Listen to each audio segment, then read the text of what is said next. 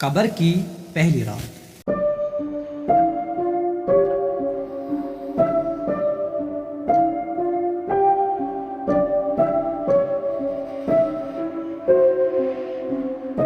حضرت عثمان بن عفان رضی اللہ تعالی عنہ سے روایت ہے کہ حضور علیہ الصلوۃ والسلام جب کسی قبر کے پاس سے گزرتے تو رک جاتے اور روتے، اتنا روتے کہ آپ صلی اللہ علیہ وآلہ وسلم کی داڑھی مبارک تار ہو جاتی۔ تو صحابہ نے ایک دن عرض کیا، یا رسول اللہ صلی اللہ علیہ وآلہ وسلم، آپ جب جنت اور جہنم کا ذکر کرتے ہیں تو اتنا نہیں روتے جتنا آپ قبر کی ذکر پہ روتے ہیں۔ تو حضور علیہ الصلوۃ والسلام نے فرمایا کہ میرے صحابہ، یہ جو قبر ہے یہ آخرت کی پہلی منزل ہے، جو اس سے نجات پا گیا تو اس کے بعد کے مراحل اس کے لیے آسان ہوتے ہیں، لیکن جو انسان، جو شخص اس سے نجات نہ پا سکا تو اس کے لیے آگے آنے والے مراحل بہت کٹھن اور مشکل ہوں گے۔ اسی لیے قبر کے عذاب سے پناہ مانگو، کیونکہ قبر کی سختی بہت سخت ہے۔ یہ رات ہم سب پر ایک نہ ایک دن ضرور آنے والی ہے۔ اس دنیا کی تمام زندگانی کا حساب ہوگا۔ قبر کی پہلی رات ایک ایسا مرحلہ ہوتا ہے جو ہر انسان کے اعمال کے مطابق ہوتا ہے۔ نیک اعمال کرنے والے کے لیے یہ رات سکون اور راحت کی ہوتی ہے، جبکہ بد اعمال کے لیے یہ رات انتہائی سخت اور مشکل بن جاتی ہے۔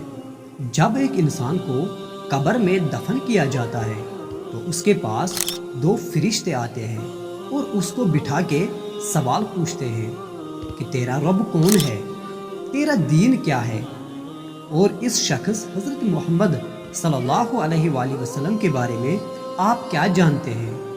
اگر وہ صحیح جواب دیتا ہے تو اس کے لیے قبر کو وسیع کر دیا جاتا ہے اور جنت کی طرف ایک دروازہ کھول دیا جاتا ہے، لیکن اگر وہ جواب نہ دے سکا تو قبر اسے دبا دیتی ہے اور اس کی پسلیاں ایک دوسرے میں داخل ہو جاتی ہے۔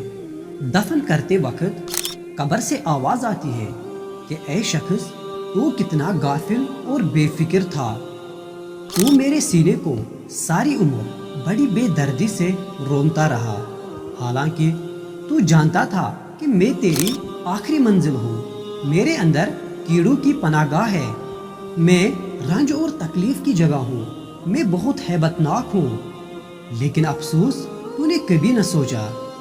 قبر کی پہلی رات انسان کو ہمیشہ آواز دیتی رہتی ہے، میں وہ رات ہوں جو ہر ایک کو پیش آتی ہوں، اور عنقریب تم سب کو پیش آ کر رہوں گی، اور میں نے تم کو اپنے آنے کی اطلاع سے باخبر کر دیا ہے۔ میں خاک کے نیچے سخت اندھیری رات ہوں، پھر میرے اندر آ کر یوں نہ کہنا کہ ہائے مجھے معلوم نہ تھا، ہائے میں بھول گیا، ہائے اب میری توبہ۔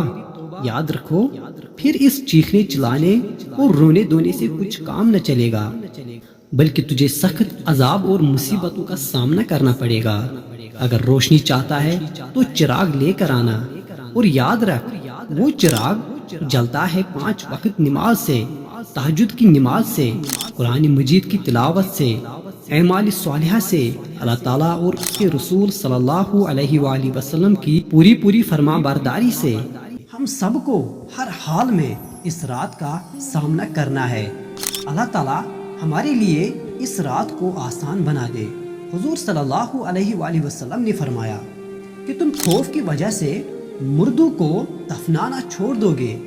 اگر مجھے یہ ڈر نہ ہوتا تو میں اللہ تعالیٰ سے دعا کرتا کہ میں تمہیں عذاب قبر سنا دیتا۔ دوستو، اچھے اور برے انسان کے لیے قبر کی پہلی رات الگ الگ ہوتی ہے۔ اچھے کے لیے اچھی ہوتی ہے اور برے کے لیے بری ہوتی ہے۔ دوستو، قبر کی پہلی رات کو سنانے کا ایک ہی مقصد ہے کہ انسان غور و فکر کرے، اپنی آخرت کی غور و فکر کرے، اپنے آخرت کے غم میں ڈوب جائے، اور اس دنیا میں ہی رہ کر وہ اعمال، وہ کام کرے جو ہماری آخرت کے لیے ضروری ہے، جو ہمارے آخرت میں کام آئے۔ اور اللہ تعالیٰ سے ہمیشہ پناہ مانگنا چاہیے قبر کے عذاب سے.